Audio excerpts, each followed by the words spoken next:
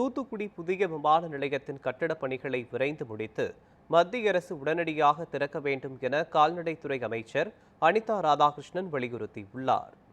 தூத்துக்குடி மாவட்டம் ஸ்ரீவைகுண்டத்தில் நடைபெற்ற தேசிய மீன் வளர்ப்போர் தின நிகழ்ச்சியில் 1,00,000 மீன் குஞ்சுகள் தாமிரபரணி ஆற்றில் அமைச்சர் அனிதா ராதாகிருஷ்ணன் மூலம் இருப்பு செய்யப்பட்டது.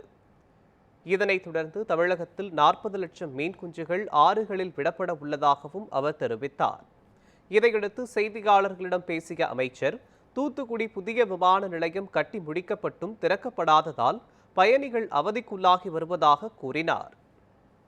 ஜூலை 10ஆம் தேதி கொண்டாடுகின்ற முகமாக மீன் குஞ்சுகளை இன்றைக்கு தாமிரபரணி ஆற்றிலே இருப்பு செய்கின்ற 1,00,000 குஞ்சுகள் இருப்பு செய்கின்ற பணிகளை இன்றைக்கு தொடங்கி இருக்கின்றோம். இதன் மூலம் உள்நாட்டு மீனவர்கள் ஏற்கனவே குளங்களில் மீன்பிடித்துக் கொண்டிருக்கிற ஆறுகளிலும் மீன்பிடிக்கின்ற வகையிலே இந்த திட்டத்தை நடைமுறைப்படுத்துவதற்கான திட்டங்களை இன்றைக்கு தொடங்கி வைத்திருக்கின்றோம்.